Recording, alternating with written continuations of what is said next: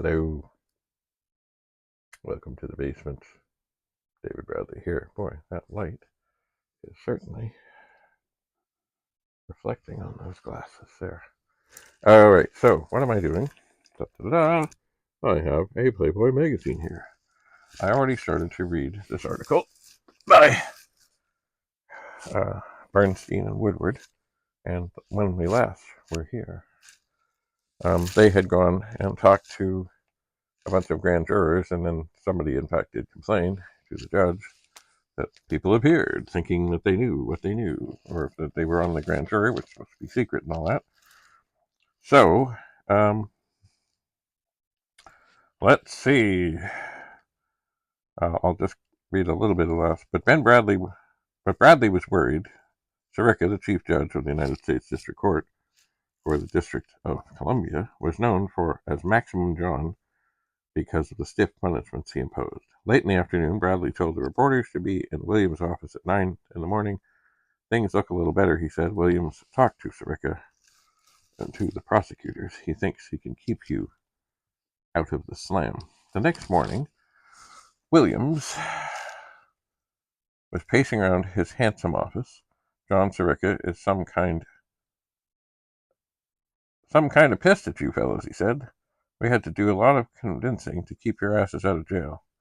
Williams had pledged there would be no more post-contact with grand jury members. The prosecutors, too, had interceded in the reporter's behalf, recommending to Sirica that no action be taken because none of the grand jurors had imparted any information. But Sirica was still fuming, Williams said, and he would probably lecture them at a minimum. Stay in touch and keep your noses clean. He warned the judge could be very unpredictable. This is stuff, I've seen these guys interviewed. I've never heard this stuff. Anyway, Judge Sirica wanted Bernstein and Woodward in his courtroom at 10 a.m. on December 19th. The reporters dressed neatly for their day in court. Woodward got his hair trimmed. The courtroom was packed, mostly with media people. Bernstein and Woodward took seats in the second row. Sirica, they learned, at precisely 10 o'clock was capable of expressing his displeasure with a frown so deep as to leave no doubt about his reputation for toughness. He had decided to make the reporters the first order of business.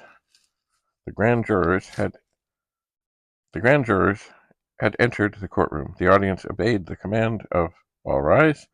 The judge's frown deepened. Oh boy, Woodward whispered to Bernstein, bouncing on his toes and sucking in his breath, so the words sounded as if he were ordering a horse to stop.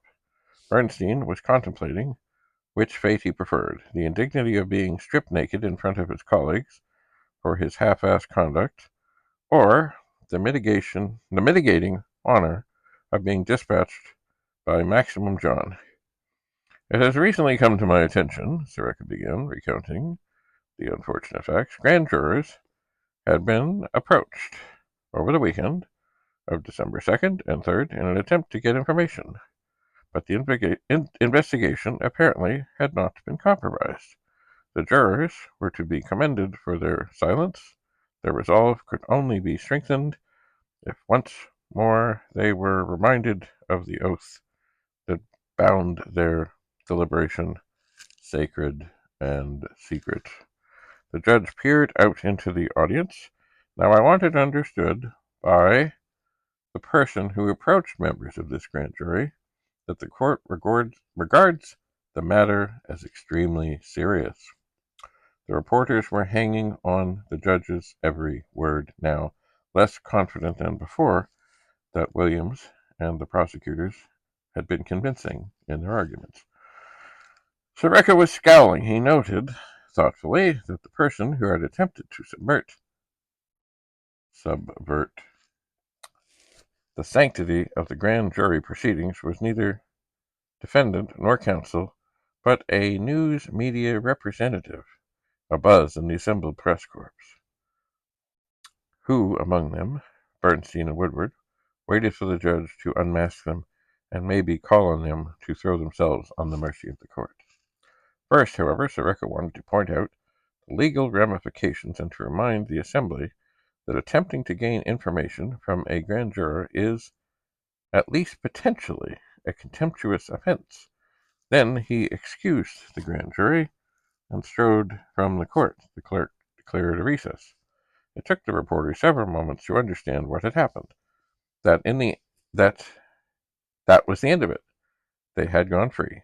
As Bernstein and Woodward joined the rush into the crowded hallway, some of their colleagues approached them and asked if they knew who the culprits might have been. The reporters declined to speculate. Daniel Shore of CBS was the first to suggest that Bernstein and Woodward were the offenders.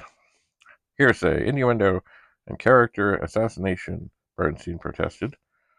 Shore responded with a knowing smile.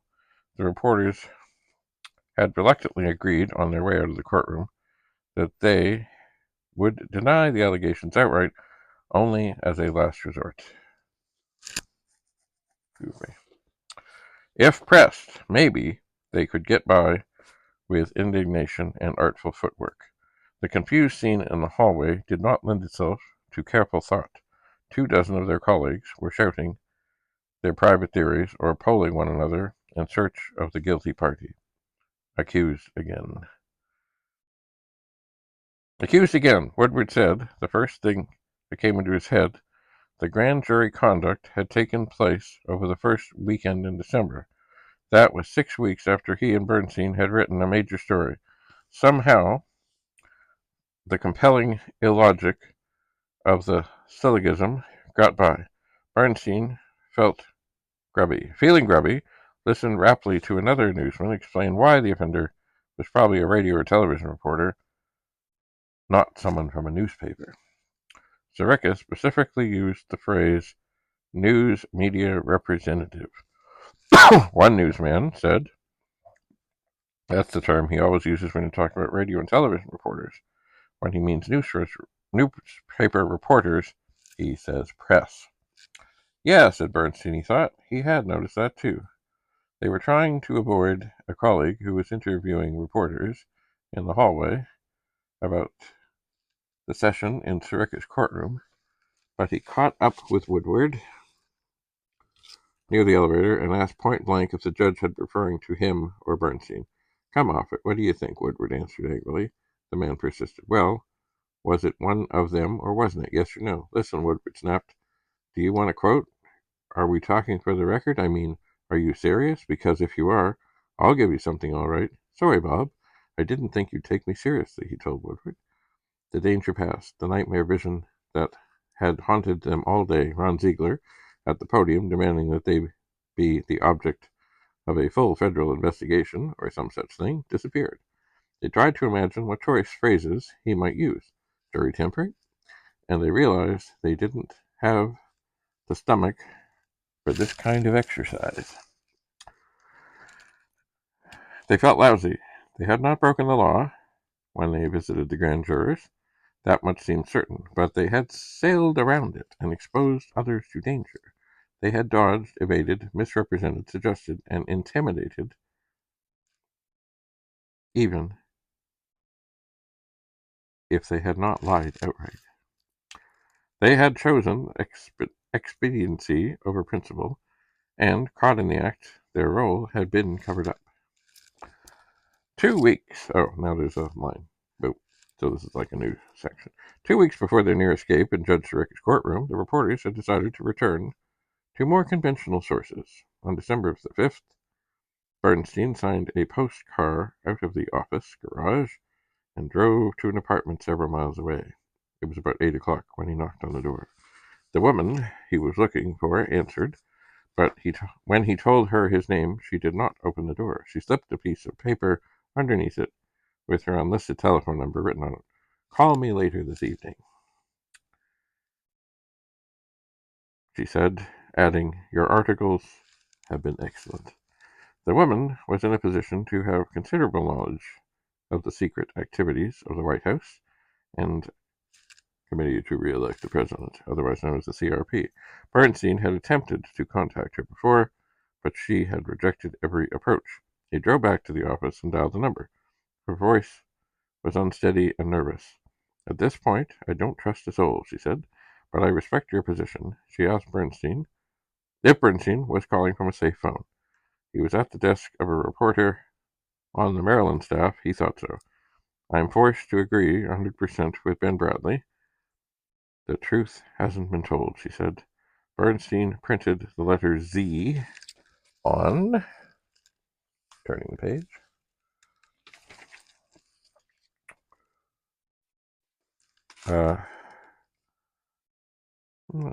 sorry, did I flip too many pages? Excuse me. No, Bernstein printed the letter Z on the top sheet of a blue memo pad. X had been retired with the bookkeeper. Another early source of information.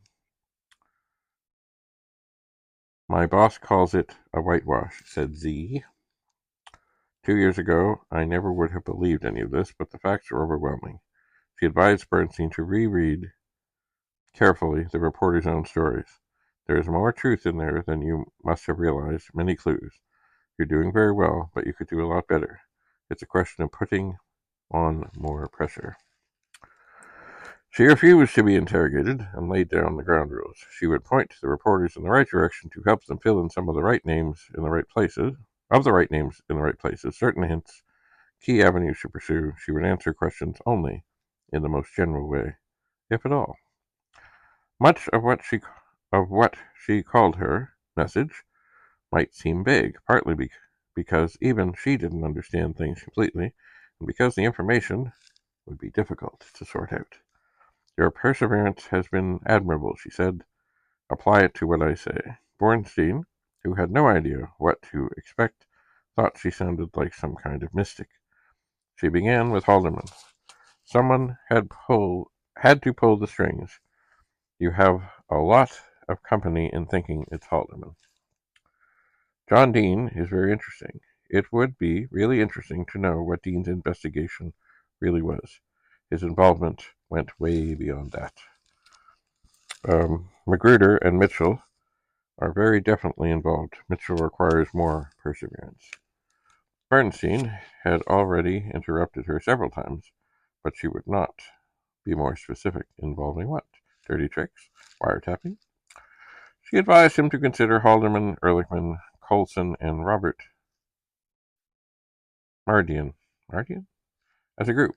Disclosure is the common thread, she said. Yes, of wiretap information. Meaning that they had received information from the Watergate chap? Disclosure, she repeated, is the common thread. When people have jobs to lose in high places, they will go to any extent to protect them. The general theme is don't blow the lid, even now. They are better organized now than before June 17th. They are good organizers, but to a certain extent very sloppy. Financing is the most important way to learn who is involved. Pursue other secreties, yes. Herbert Kalmbach was the paymaster. As Nixon's lawyer, he had been implicated in stories about the disbursement of funds to the Washington defendants. A lot of activities grew out of plumbing. It goes back a lot farther than the Pentagon Papers. The plumbers are quite relevant. 2 of them were indicted. I'd like to know how many more plumbers there were. Bernstein tried to learn more. Z said there could be no further messages. He was forbidden to call her. All right, there's a little bit more and then we'll stop. Only to continue later. The next night, Woodward and Bernstein drove the familiar route to Hugh Sloane's house. Perhaps he could help decipher Z's message, knowing that Sloane was always less than anxious to see them. They did not telephone ahead, as usual. He was too polite to close the door in their faces. He looked pale and defeated. He had lost weight. He invited them into the front hallway. The job hunting was going badly, he said. The taint of Watergate. Equally awful. There was no end in sight to the trials and civil suits and depositions that were making him a professional witness at about $20 a day. They did not know how to respond. visiting Sloane always made them feel like vultures. The reporters outlined that they had learned from Z, but Sloane said he could make no more sense of it than they. Then, changing the subject, he was apologetic about the Haldeman debacle, and it became painfully clear at last what had happened that night in the rain. Sloane had misunderstood Woodward's questions, thinking that Woodward had inquired if Sloane would have named Haldeman before the grand jury had he been asked. Now he was more enlightening than before about Haldeman's relationship to the fund and to CRP. Bob ran the committee through Magruder until Mitchell and Secretary Stans came over in the first part of 1972. Jeb authorized the first payments to Liddy. I think Liddy was still working at the White House at the time. In the summer of 1971, actually, Haldeman stood behind all four, who got bulk payments from the funds. Kalmbach, Liddy, Magruder, and Porter, Herbert Porter, scheduling director for the CRP, and a former White House advance man. Haldeman was insulated from the fund. Magruder, Kalmbach, Stans, and even Mitchell had effectively acted on his behalf, Sloane explained. Haldeman had never personally ordered Sloane to hand out any payments, but spending money was the province of the White House Chief of Staff, Maury Stans, frequently complained that too much money was being given out from the fund, he said. Woodward asked more about the structure of Haldeman's office. Sloane summarized, Chapin was the president. Oh dear. Excuse me. Chapin was the presidential appointments secretary. Strachan, the political lieutenant. Lawrence Higby, the office manager and major domo. And Alexander Butterfield supervised internal security and the paper flow to the president, typing his notes. That night, Woodward underlined the words internal security. And that is where we will stop for this moment. We will continue another time. I will just make a little note here to Watergate. Excellent. So it's funny. I've heard a lot of stuff about Watergate. I've watched a lot of the things. I watched interviews, but this stuff I've never heard. Never, ever, ever, ever, ever. Anyway, so it is time to maybe take some stuff upstairs or find some more things to talk about. I'm not so sure. Thanks for coming to the basement as I continue to declutter.